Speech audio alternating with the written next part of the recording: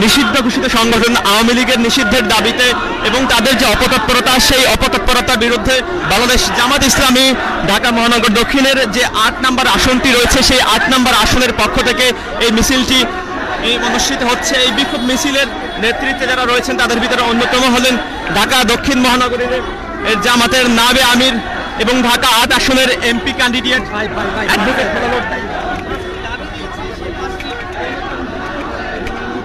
এছাড়াও রয়েছেন ঢাকা দক্ষিণ জামায়াতে ইসলামীর সেক্রেটারি শফিকুল ইসলাম মাসুদ সহ জামাতের অন্যান্য নেতৃবৃন্দ। আমরা দেখতে পাচ্ছি যে নিষিদ্ধ সংগঠিত যে সংগঠন রয়েছে তাদের বিরুদ্ধে বিভিন্ন স্লোগানের মাধ্যমে তারা এগিয়ে আসছেন এবং 5 দফা দাবি উত্থাপন করেছেন এই বিক্ষোভ মিছিলটি থেকে।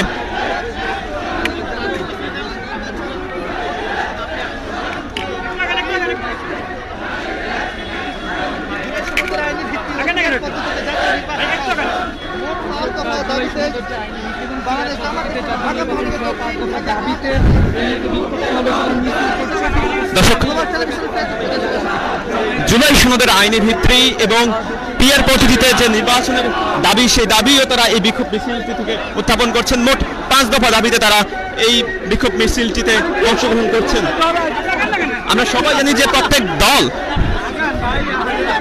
জুলাই সনদের বিষয়ে ঐকমত্য পোষণ করলেও জুলাই সনদের যে আইনি ভিত্তি, সেই আইনি ভিত্তি নিয়ে সংকোচন তৈরি হয়েছে এবং সেই সংকোচনের মাধ্যমে তারা এই যে জুলাইয়ের যে আইনি ভিত্তি, সেই আইনি ভিত্তি দেওয়ার জন্য তারা এই বিক্ষোভ মিছিল থেকে দাবি করছেন। এছাড়াও জামাত ইসলামী বলছেন যে নির্বাচনের আগেই এই নিষিদ্ধের দাবি করা হচ্ছে। এছাড়াও যে জাতীয় পার্টি রয়েছে সেই জাতীয় পার্টির নিষিদ্ধের দাবি করা হচ্ছে এই বিক্ষোভ মিছিল থেকে।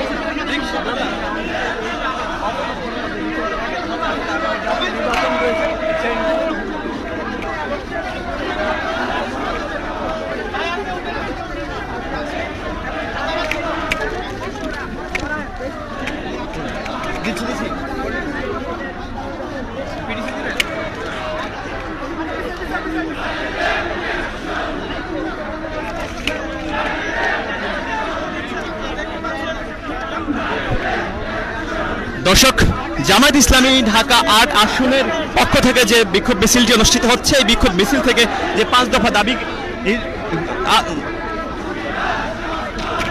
দর্শক যে 5 দফা দাবি করা হচ্ছে, সেই 5 দফা দাবির ভিতরে রয়েছে জুলাই সনদের আইনি ভিত্তিতে আগামী যে জাতীয় নির্বাচন, সেই জাতীয় নির্বাচন হতে হবে। তাদের 5 দফা দাবির এই প্রথম দাবিটি রয়েছে। এছাড়াও আমরা আপনাদেরকে জানিয়ে রাখি যে আগামীর যে নির্বাচনটি হবে, সেই নির্বাচনটি পিয়ার পদ্ধতিতে হবে নাকি কোন পদ্ধতিতে হবে সেটা নিয়েও কিন্তু এখনো শঙ্কা রয়েছে। সেই শঙ্কার জায়গায় জামাত ইসলামী আজকের এই বিক্ষোভ সমাবেশ থেকে তাদের দ্বিতীয় যে দাবি, সেই দাবির তারা রেখেছেন পিয়ার পদ্ধতির যে নির্বাচন ব্যবস্থা, সেই নির্বাচন ব্যবস্থা করতে হবে বলে তারা দাবি করছেন।